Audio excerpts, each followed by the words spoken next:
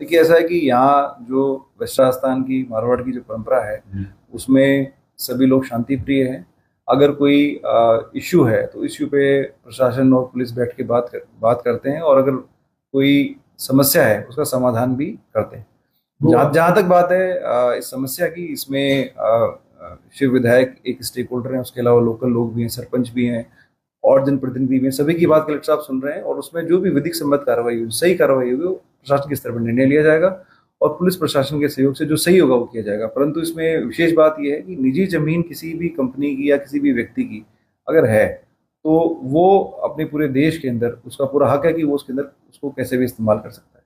इसके अलावा जो ओरन का इशू है वो एक अलग सेपरेट इशू है। उस पर प्रशासन के स्तर पर संज्ञान लिया गया है, और उसमें जो भी स्टेक होल्डर है सबसे कलेक्टर साहब वार्ता कर रहे हैं। जो निर्णय है वो जो निर्णय है वो लिया जाएगा, और जनता की जन भावना को ध्यान रखते हुए जो भी सही है, सही चीजें वो की जाएगी, और जो कानून में है प्रावधान है उसके अनुरूप ही कार्य किया जाएगा। सर, आपने एक वीडियो दिया है जिसमें वो गाड़ी से दो लोगों को उतारे, फिर आपका प्रश्न जो है कि ऐसी जो वीडियो है कार्रवाई की जाएगी, क्या क्या होगा? देखिए ऐसा है कि जो भी युवा विधायक होते हैं तो उनको काफ़ी युवा उनको फॉलो करते हैं, और अल्टीमेटली जैसे अब आपने नशे की बात की, तो हम सब चाहते हैं कि जो हमारे युवा वो सही दिशा में जाएं, रोजगार की तरफ जाएं, अच्छे काम करें। अगर यहाँ पे कंपनियां भी आ रही हैं तो उसमें भी उनको स्किल्ड होकर के वो लोग उसमें काम करें, सही दिशा में जिले के युवा जाएं, ये उद्देश्य रहता है।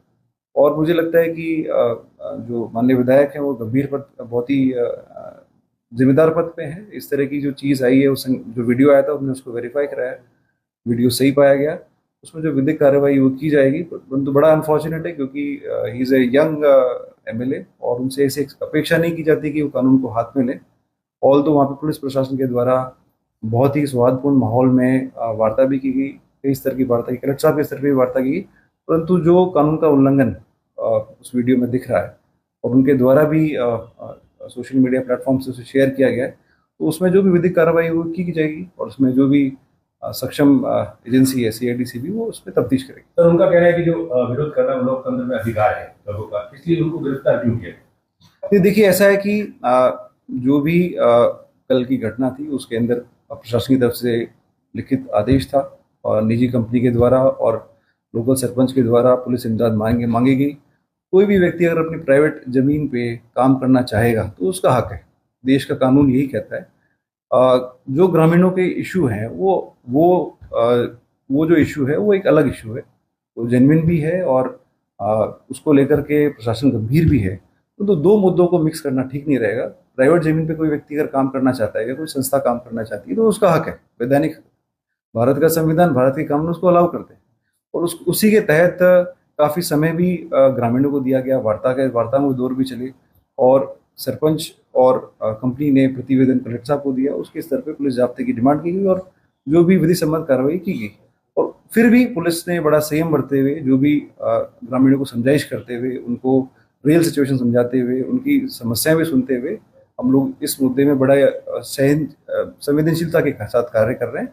परंतु एक युवा विधायक से ये अपेक्षा की जाती है कि युवाओं को एक रोल मॉडल की तरह वो रहें, और इस तरह की चीज़ें आगे ना हो, हम ये अपेक्षा करते हैं। और इससे कल हमने जो प्रेस नोट जारी किया उसमें ये अपील भी की थी कि कानून का हाथ में ना लें, किसी तरह की अफवाह ना फैलाएं, और स्पेशली अगर मान लो कोई इलीगल एक्ट हो भी गया तो उसका महिमा मंडन करना, मुझे लगता है कि कहीं ना कहीं उनको सोचना चाहिए। और मुझे पूरा विश्वास है कि वो एक समझदार विधायक है, इसको आगे संज्ञान मिलेंगे, इस तरह की घटना आगे नहीं होगी।